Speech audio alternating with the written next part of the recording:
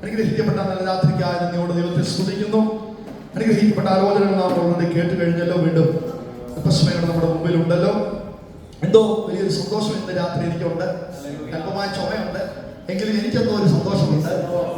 ദൈവം എന്തോ വലിയ ചെയ്യാൻ പോകുന്നു എന്നൊരു തോന്നൽ എൻ്റെ അകത്തുണ്ട്. പ്രാരംഭ നിമിഷം മുതൽ അതുകൊണ്ട് വളരെ പ്രതീക്ഷയോടെ ആയിരിക്കാൻ കർത്താവ് നമ്മെ സഹായിക്കുമാറാകട്ടെ. ദാനിയേൽ പ്രവാചകന്റെ പുസ്തകത്തിലേക്ക് നമുക്ക് കടന്നു വരാം. ദാനിയേൽ 2:28 നമുക്ക് വായിക്കാം. ദാനിയേൽ 2:28. എങ്കിലും രഹസ്യങ്ങളെ വെളിപ്പെടുത്തുന്ന ഒരു ദൈവം സ്വർഗത്തിലുണ്ട്. അവൻ ഭാവി കാലത്ത് സംഭവിപ്പാനിരിക്കുന്നത് നെബൂഖദ്നേസർ രാജാവിനെ അറിയിച്ചിരിക്കുന്നു.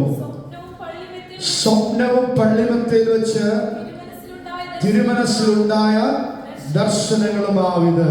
എങ്കിലും രഹസ്യങ്ങളെ വെളിപ്പെടുത്തുന്ന ഒരു ദൈവം സ്വർഗത്തിലുണ്ട്. ശ്രദ്ധിക്കുവാൻ കഴിയുമോ? ഞാൻ ഈ ഭാഗം ഇപ്പോൾ ഇവിടുന്ന് വായിച്ചപ്പോൾ ഞാൻ ശ്രദ്ധിക്കുകയായിരുന്നു.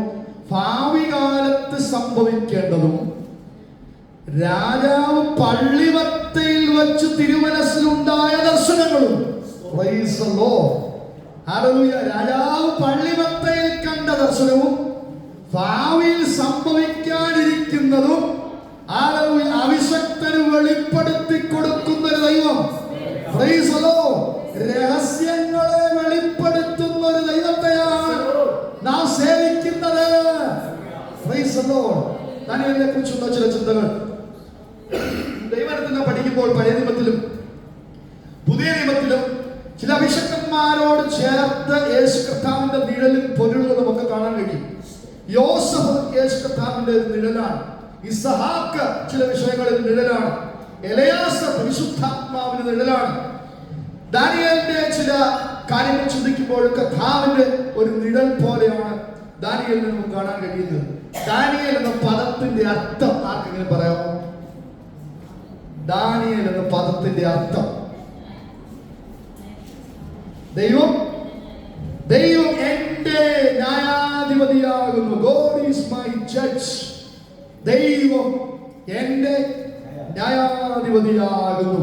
Praise the Lord. അന്യായമായ ചില കാര്യങ്ങൾ ആര് ചെയ്താലും ന്യായമായി ചെയ്യുന്ന ഒരു ദൈവം ഇറങ്ങി വരും. അതാണ് ആ പദത്തിന്റെ അർത്ഥം. അന്യായമായി സിംഹങ്ങളുടെ ഗുഹയിൽ ഇട്ട് കളഞ്ഞാലും 7 മടങ്ങ് തീ വർദ്ധിപ്പിച്ചാലും ന്യായാധിപതി ഇറങ്ങി വരും എന്നുള്ളതാണ് ആ പദത്തിന്റെ അർത്ഥം. Praise the Lord. എത്ര സ്വതന്ത്രം ചെയ്യാൻ പറ്റും? പ്രതിസന്ധികൾ നിറഞ്ഞ സാഹചര്യമാണെങ്കിലും എനിക്ക് വേണ്ടി അതിന്റെ അകത്ത് ഇറങ്ങി വരുന്ന ഒരു ദൈവമുണ്ടെന്ന് എത്ര വിശ്വസിക്കുന്നു?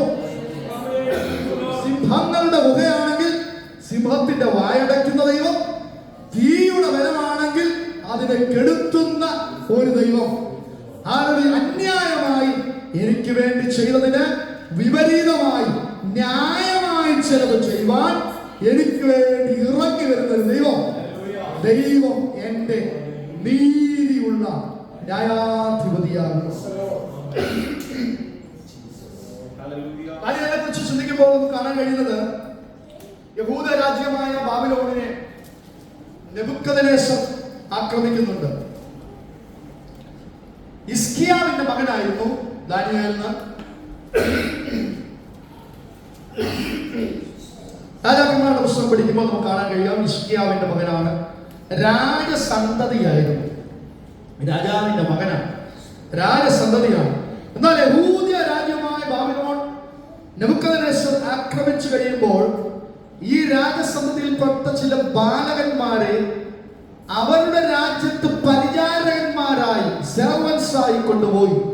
ആ കൂട്ടത്തിൽ ഒരുവനായിരുന്നു ദാനിയേൽ. 12 വയസ്സുള്ളപ്പോഴാണ് ഹല്ലേലൂയ താൻ പ്രവാസത്തിലേക്ക് കടന്നു പോകുന്നത് എന്ന് കാണുവാൻ കഴിയുന്നുണ്ട്. 12 വയസ്സുള്ളപ്പോൾ. എന്നാൽ അവൻ ജ്ഞാനമുള്ളവനായി തീർന്നെന്നാണ് ദൈവവചനത്തിൽ എഴുതിയിരിക്കുന്നത്. 12 വയസ്സുള്ളപ്പോൾ തന്നെ ജ്ഞാനമുള്ളവനായി തീർന്നു. 12 വയസ്സുള്ള ജ്ഞാനം പ്രാപിച്ച മറ്റൊരാളെ എന്ന് പറയാൻ പറ്റുമോ? യേശു കർത്താവ് അല്ലേ? 12-ാം വയസ്സിൽ പുരോഹിതന്മാരോട് പരീശന്മാരോട് സംസാരിക്കുവാൻ ആവശ്യമാകുന്ന ദൈവജന വെളിപ്പാടുകളാൽ നിറഞ്ഞ ഒരു കർത്താവ് 12-ാം വയസ്സിൽ ദേവാലയത്തിൽ സംവദിക്കുന്ന കർത്താവിനെ നമുക്ക് കാണാൻ കഴിയും. പൈതൽ വളർന്നു, ആത്മാവിൽ ബലപ്പെട്ടു, ദൈവകൃപയും അവനോടുകൂടെ ഉണ്ടായിരുന്നു. ഇന്റലക്ച്വൽ ഗ്രോത്ത് മാത്രമല്ല, സ്പിരിച്വൽ ഗ്രോത്ത് കൂടെ കർത്താവിനുണ്ടായി. അതിപ്പോ നമ്മൾ കേട്ടത് സ്പിരിച്വൽ ഗ്രോത്ത്. നമ്മുടെ കുഞ്ഞുങ്ങള് വളർന്നു വരുമ്പോൾ പഠന മണ്ഡലങ്ങളിൽ മാത്രമല്ല അനുഗ്രഹിക്കപ്പെടേണ്ടത്, ഇന്റലക്ച്വൽ ഗ്രോത്ത് മാത്രമല്ല അവർക്കുണ്ടാകുന്നത്, സ്പിരിച്വൽ ഗ്രോത്ത് ഉണ്ടാകണം. ദൈവത്തിന്റെ ജ്ഞാനം കൊണ്ട് അവർ നിറയണം, ദൈവത്തിന്റെ പരിശുദ്ധാത്മാവിനാൽ അവർ നിറയണം. യേശു 12-ാം വയസ്സിൽ നിറഞ്ഞിരുന്നു. ഹല്ലേലൂയ. ഇവിടെ കാണുന്നു ദാനിയേൽ 12-ാം വയസ്സിൽ നിറഞ്ഞിരുന്നു. ഇനി ദാനിയേലിനെ കുറിച്ച് നാം ശ്രദ്ധിക്കുമ്പോൾ ഏറ്റവും കൂടുതൽ ദാനിയേൽ ഉപയോഗിക്കപ്പെടാനുള്ള ഒരു കാരണം പറഞ്ഞാണ് ആ അധ്യായം തുടങ്ങുന്നത്. നിങ്ങൾ ശ്രദ്ധിച്ചിട്ടുണ്ടോ? നമുക്കൊക്കെ ദർശനങ്ങൾ കാണാൻ ഇഷ്ടമുള്ളവരുണ്ടോ? അതുപോലെ ഇഷ്ടമല്ലേ? ദൈവത്തിൽ നിന്ന് ദർശനം കാണുന്ന ആരോടുണ്ടോ? സ്വപ്നം കാണാൻ എന്റെ ഭാഷ ഞങ്ങൾ ഇങ്ങനെ കഴിഞ്ഞു പോയാൽ മതി. ഈ യുദ്ധത്തിന്റെ പ്രശ്നത്തിനിടയിൽ വല്ലച്ചാതി ഒന്ന് പിടിച്ച് നിന്ന് പോയാൽ മതി എന്ന് ചിന്തിക്കുമ്പോൾ ദർശനം കാണാൻ താല്പര്യമുണ്ടോ? സ്വപ്നം കാണാൻ താല്പര്യമുണ്ടോ? ദൈവത്തിന് വേണ്ടി നിൽക്കുവാൻ താല്പര്യമുണ്ടോ? ഇതിനൊക്കെ ചെയ്യുന്നതിന് മുമ്പ് ഇതൊക്കെ നമുക്ക് താല്പര്യമാണെങ്കിലും ഇതിലേക്ക് നമ്മളെ കൊണ്ടെത്തിക്കുന്ന ചില ഘടകങ്ങളുണ്ട്. അതാണ് ഡെഡിക്കേഷൻ എന്ന് പറയുന്നത്. അത് ആ 1-ാം അധ്യായം മുതൽ നമുക്ക് കാണാൻ കഴിയും. പിന്നീടുള്ള അധ്യായങ്ങളിൽ അദ്ദേഹം ദർശനം കാണുന്നുണ്ട്. രാജാവിനെ കുറിച്ചുള്ള ദർശനം മാത്രമല്ല, നെബൂഖദ്നേസർ പള്ളിമത്തയിൽ കണ്ട ദർശനം മാത്രമല്ല, വരാൻ പോകുന്ന ക്രിസ്തുവിനെ കുറിച്ചുള്ള ദർശനം കണ്ടു. ആ ഭാഗത്തേക്ക് നമ്മൾ വരും. ഹല്ലേലൂയ. ഭാവിയിൽ സംഭവിക്കുന്ന കാര്യത്തെ കുറിച്ചുള്ള ദർശനം തന്റെ കാലഘട്ടത്തിൽ ദാനിയേൽ കണ്ടു. പത്മോസ് ദ്വീപിൽ യോഹന്നാൻ കണ്ട ദർശനം ദാനിയേൽ കണ്ടു. എത്ര സംവത്സരങ്ങളാണ് ഡിഫറൻസ് നോക്കിയേ. പത്മോസ് ദ്വീപിൽ യോഹന്നാൻ കണ്ട ദർശനം ദാനിയേൽ തന്റെ തലമുറയിൽ കണ്ടു. അപ്പൊ പള്ളിമത്തയിൽ ഉറങ്ങുന്ന രാജാവിന്റെ സ്വപ്നം വ്യാഖ്യാനം മാത്രമല്ല, ഭാവിയിൽ സംഭവിക്കുന്ന കാര്യം മാത്രമല്ല, യോഹന്നാൻ കണ്ട കർത്താവിനെ കുറിച്ചുള്ള വെളിപ്പാടും അവൻ കണ്ടു. ഇതിലേക്ക് അവനെ നയിച്ച ഘടകം എന്താണെന്നറിയാമോ? ദൈവത്തോടുള്ള ബന്ധം, ദൈവത്തോടുള്ള ഡെഡിക്കേഷൻ. അതുകൊണ്ട് 1-ാം അധ്യായത്തിൽ തുടങ്ങുമ്പോൾ തന്നെ അവിടെ എഴുതിയിട്ടുണ്ട്, എന്നാൽ രാജാവിന്റെ ഭോജനം കൊണ്ടും അവൻ തന്നെത്താൻ അശുദ്ധമാക്കുകയില്ല. നിന്റെ മേലൊരു അഭിഷേകത്തിന്റെ ശക്തി വ്യാപരിക്കണമോ? നിന്റെ മേൽ ചില സ്വപ്നങ്ങൾ ഇറങ്ങി വരണമോ? ദൈവം നിന്നെ ഉപയോഗിക്കുന്ന തലത്തിലേക്ക് നീ മാറണമോ? രാജാവിന്റെ ഭോജനം കൊണ്ടും അവൻ കുടിക്കുന്ന വീഞ്ഞു കൊണ്ടും ഞാൻ എന്നെ അശുദ്ധമാക്കുകയില്ല. ഇന്ന് രാത്രി അശുദ്ധമാകുന്ന മേഖലകളിൽ നിന്ന് നീ ഒഴിഞ്ഞിരുന്ന് ദൈവത്തോട് ബന്ധപ്പെട്ടാൽ നീ സ്വപ്നം കാണുന്നവനായി. ചില അനുഭവം ഏറ്റെടുത്താണ്ട് ദർശനത്തിലേക്ക് എന്നെ നയിക്കുന്ന, സ്വപ്നത്തിലേക്ക് എന്നെ നയിക്കുന്ന, വരുവാനുള്ളത് എന്നെ അറിയിക്കുന്ന ഒരു സർവശക്തനായ ദൈവം കരപിടിച്ച ദൂതൻ ഏറ്റെടുത്താൽ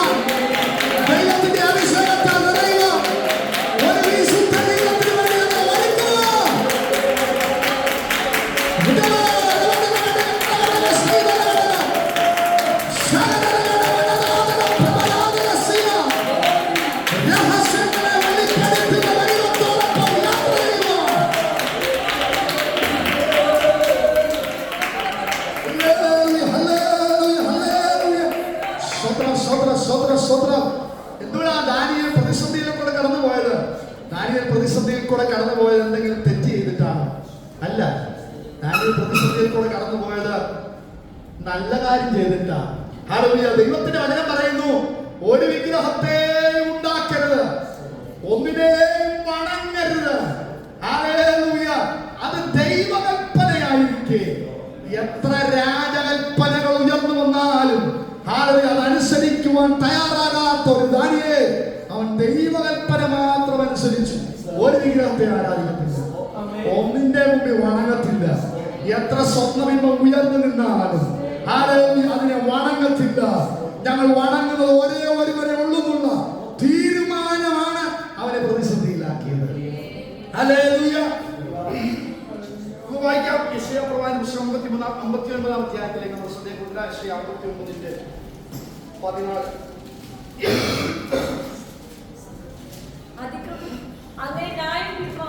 ന്യായം പിന്മാറി, നീതി അകന്നു നിൽക്കുന്നു, സത്യം വീതിയിൽ ഇടറുന്നു, നേരിന് കടപ്പാൻ കഴിയുന്നതുമില്ല അന്യായമായ ചില കാര്യങ്ങൾ. അതാണ് അവനെ പ്രതിസന്ധിയിലാക്കിയത്, സിംഹത്തിന്റെ ഗുഹയിലേക്ക് നയിച്ചത്. ഹല്ലേലൂയ. എന്നാൽ അതിന്റെ നടുവിലും അവൻ ദർശനങ്ങളെ കാണുന്നവനായിരുന്നു. ദാനിയേൽ 7-ാം അധ്യായത്തിന്റെ 9-10 വാക്യങ്ങളിൽ ദാനിയേൽ കാണുന്ന മറ്റൊരു ദർശനമുണ്ട്. യോഹന്നാൻ സംവത്സരങ്ങൾക്ക് ശേഷം കണ്ട ദർശനം ദാനിയേൽ കാണുകയാണ്. ഞാൻ നോക്കിക്കൊണ്ടിരിക്കെ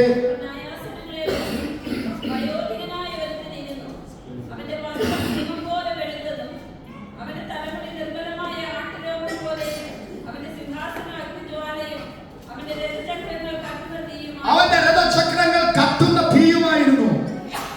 ഒരു അഗ്നി നദി പുറപ്പെട്ടൊഴുകി.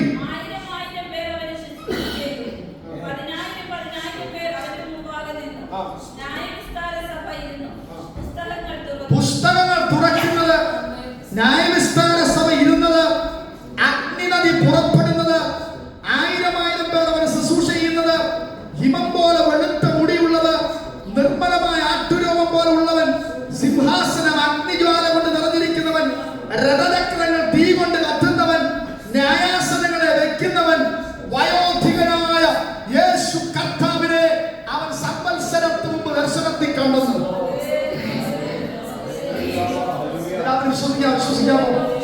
വിശ്വസിക്കാമോ?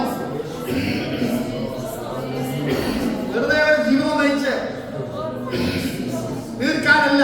എനിക്കറിയാം ചുമ. ഞാൻ ഷാജിബോധോട് പറഞ്ഞു, ഇടയ്ക്ക് ചുമയാണെങ്കിൽ ഞാൻ നിർത്തി ഷാജിബോധം തരും, ശുശ്രൂഷിച്ചോളെന്ന് ഞാൻ പറഞ്ഞു.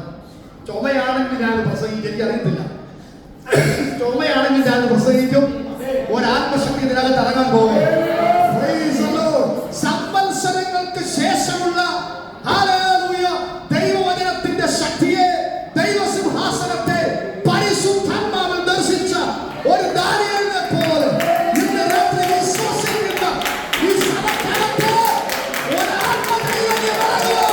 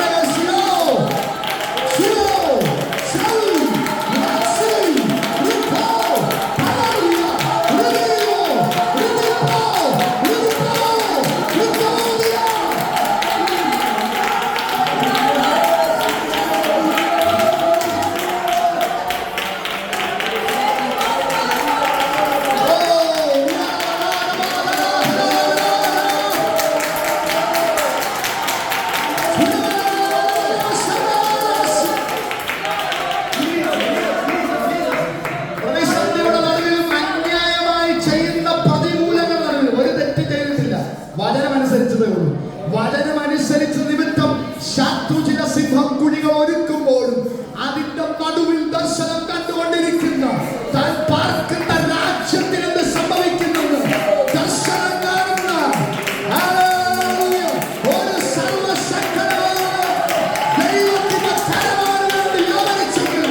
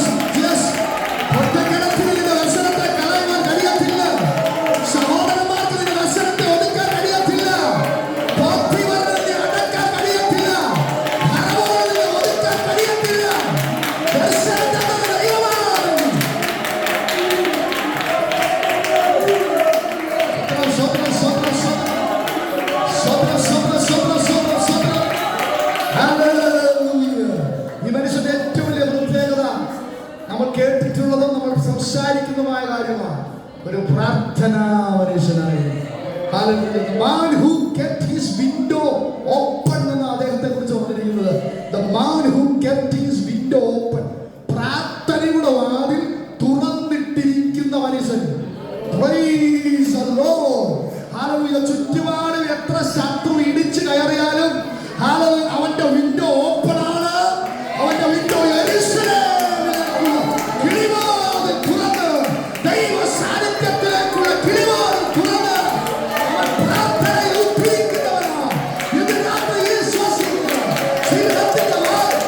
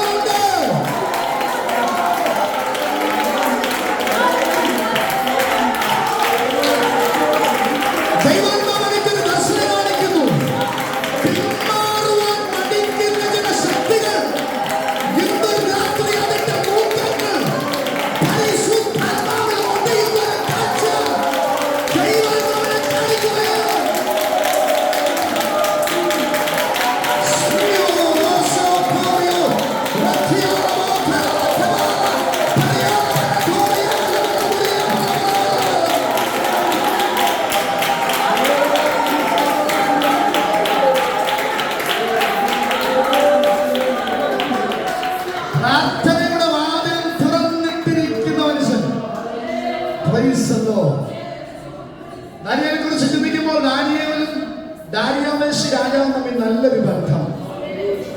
ദാരിയാവേശിന് സത്യത്തിൽ ദാനിയേലിന് ഇഷ്ടം, നല്ലൊരു ബന്ധം.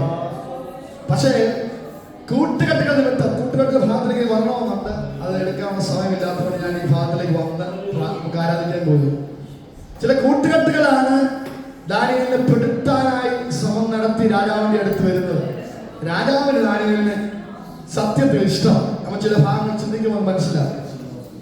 എന്നാൽ തനിക്കെതിരെ കൂട്ടുകെട്ടുണ്ടായെന്ന് അറിഞ്ഞപ്പോൾ നല്ല ബന്ധമായിരിക്കുന്ന ദാരിയാവേശ് രാജാവിന്റെ അടുത്ത് നേരിട്ട് പോയി ദാനിയേൽ സംസാരിക്കാമായിരുന്നു.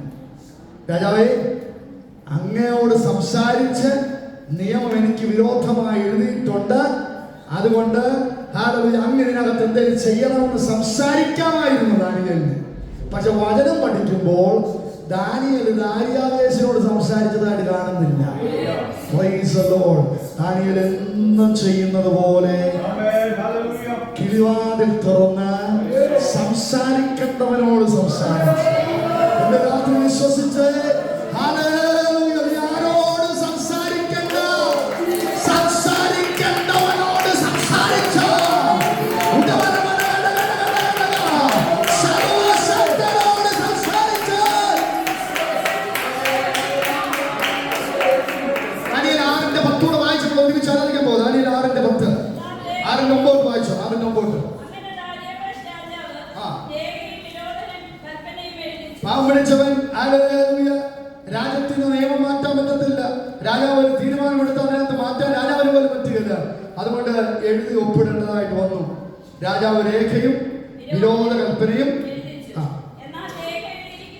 എന്നാൽ രേഖ എഴുതിയിരിക്കുന്നത് ദാനിയേൽ അറിഞ്ഞപ്പോൾ അവൻ വീട്ടിൽ ചെന്നു. രാജാവിന്റെ അടുത്ത് പോയില്ല, മറ്റെങ്ങും പോയില്ല, റെക്കമെൻഡേഷന് വേണ്ടി എങ്ങും പോയില്ല, വീട്ടിൽ ചെന്നു. അവന് ഒരു മാളിക മുറി ഉണ്ടായിരുന്നു. പ്രാർത്ഥിക്കുന്ന അഭിഷക്തന് ഒരു പ്രാർത്ഥനാ മുറി ഉണ്ടായിരിക്കണം. അവൻ ദാരിയാവേശിന്റെ കാലെ പിടിക്കത്തില്ല. അവൻ പ്രാർത്ഥിക്കുന്ന മാളിക മുറിക്കകത്ത് കയറും. ശ്രദ്ധിച്ചേ, വായിച്ചാട്ടെ. പ്രത്യേക സ്പെഷ്യൽ പ്രാർത്ഥനയൊന്നുമല്ല, മുമ്പേ ചെയ്തു വന്നതുപോലെ 3 പ്രാവശ്യം മുട്ടികുത്തി പ്രാർത്ഥിച്ച് സ്തോത്രം ചെയ്തു. ഇന്ന് രാത്രി ദൈവസഭയോട് പരിശുദ്ധാത്മാവ് ഒരു ദൂത് കൈമാറുകയാണ്. നിന്റെ വിഷയം എത്ര വലുതായാലും വിഷയത്തിന്റെ ഗാംഭീര്യം നീ നോക്കണ്ട. നീ ഒന്നും ചെയ്യുന്നത് പോലെ സർവശക്തനെ മുട്ടുകുത്തി പ്രാർത്ഥിച്ച് ആരാധിച്ചാൽ മതി. ദൈവസഭയിലേക്ക് സമയം പോയല്ലോ. ദൈവസഭയിലേക്ക് യേശുവിനെ കുറിച്ച് നാം പഠിക്കുമ്പോൾ കാണുവാൻ കഴിയുന്നവൻ നിർജ്ജന പ്രദേശത്തേക്ക് വാങ്ങിപ്പോയി പ്രാർത്ഥിച്ചിരുന്നു. ഞാൻ ചിന്തിക്കാറുണ്ട്, കർത്താവിനെ പ്രാർത്ഥിക്കേണ്ട ആവശ്യമുണ്ട് സത്യത്തിൽ, അല്ലേ? കർത്താവിന് പ്രാർത്ഥിക്കേണ്ട ആവശ്യമുണ്ട് സത്യത്തിൽ. കർത്താവ് തന്നെ ദൈവപുത്രൻ, ദൈവത്തോടുള്ള സമത്വത്തിൽ ജീവിച്ചിരുന്നവൻ, താന് ഭൂമിയിലേക്ക് ഇറങ്ങി വന്ന കർത്താവ്. കർത്താവിന് പ്രാർത്ഥിക്കേണ്ട കാര്യമൊന്നുമില്ല, അല്ലേ? കർത്താവ് കൽപ്പിച്ചാൽ സംഭവിക്കും. പക്ഷെ പിതാവിനോടുള്ള ബന്ധത്തിൽ നിർജ്ജന പ്രദേശത്തേക്ക് വാങ്ങിപ്പോയി പ്രാർത്ഥിച്ചു. കർത്താവിന് പ്രാർത്ഥിക്കണമെന്നുണ്ടായിരുന്നെങ്കിൽ ദൈവസഭയ്ക്ക് പ്രാർത്ഥിക്കേണ്ടതുണ്ട്. കർത്താവ് പിതാവിനോടുള്ള ബന്ധത്തെ മുറുകെ പിടിക്കേണ്ടതിന് പ്രാർത്ഥിച്ചെങ്കിൽ നമുക്കും പ്രാർത്ഥിക്കേണ്ടതുണ്ട്. പ്രാർത്ഥനാ മുറി തുറന്നിടുന്നവന് വേണ്ടി നിയമത്തെ മാറ്റുന്നൊരു ദൈവമുണ്ട്. കരപിടിച്ച് അതൊന്നും ഏറ്റെടുത്തല്ലേ. കർത്താവിനെ ആരാധിക്കാൻ പോകും. കരപിടിച്ച് ദൈവം കൽപ്പിച്ച് ദൂതിന് മുമ്പിൽ ഒന്ന് സമർപ്പിച്ച